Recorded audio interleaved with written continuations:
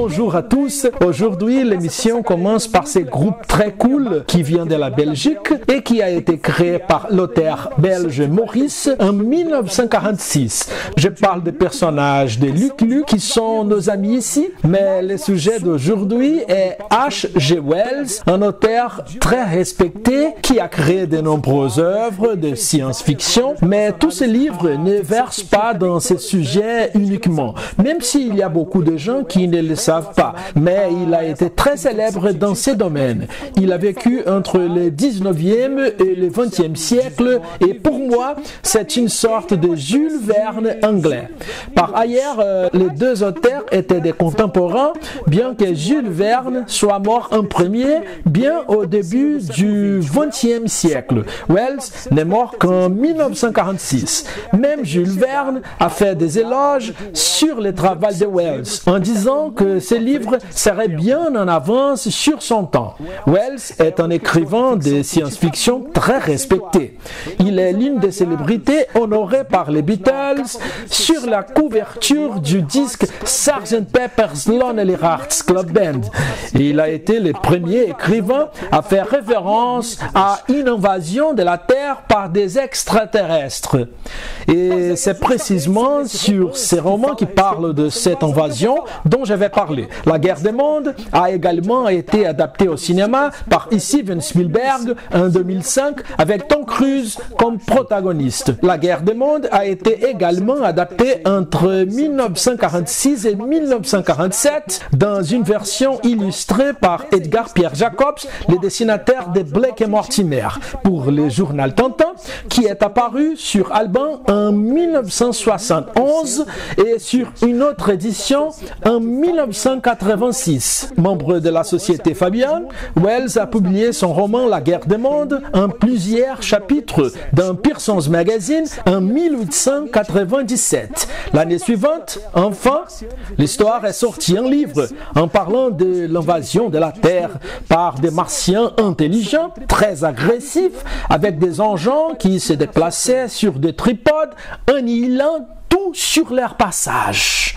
La guerre des mondes fut au centre d'une controverse le 30 octobre 1938 lorsque Orson Welles, ce n'est pas la même personne, a décidé de relater de façon dramatique cette épopée dans une émission de radio. Ce jour-là, CBS a interrompu sa programmation musicale pour signaler une invasion supposée des Martiens. L'émission n'a duré qu'une heure, mais elle a provoqué une grande panique parmi la population américaine qui a cru ce qu'elle en entendait. La diffusion a définitivement marqué l'histoire de la radio. La Guerre des mondes a fait l'objet d'une adaptation en BD en France chez Glénat en 2 tomes et qui sera publiée dans un volume intégral d'un peu plus de 100 pages ici au Brésil. Il fait partie d'une collection de H.G. Wells qui comprend également La machine à explorer le temps, L'homme invisible et L'île du docteur Moreau. D'autres succès de l'auteur qui ont chacun un dessinateur différent. Le trait de cette adaptation de La Guerre des mondes est réaliste. Tout est très bien conçu et coloré, avec peu de texte et pas tant d'images par planche. C'est une lecture agile et super intéressante. Je suis très heureux, évidemment, de traduire cette bande dessinée qui a été adaptée par Dobbs, en fait le pseudonyme du français Olivier Dobremel, qui a avoué admirer le film La Guerre des mondes de 1953, réalisé par Byron Haskin, un film fortement teinté d'une ambiance de couleurs vert et rouge. Cette BD a été magnifiquement illustrée par l'espagnol Vicente Cifuentes, un artiste qui a réalisé d'importants travaux publiés par les DC Comics.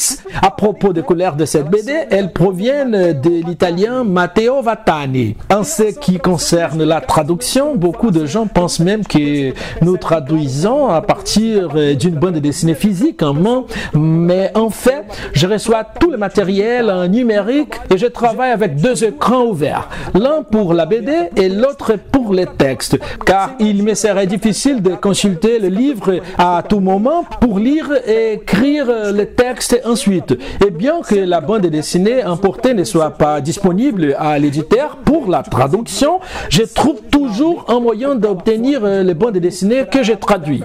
Comme vous pouvez le voir ici, l'édition française originale parue chez Glénat.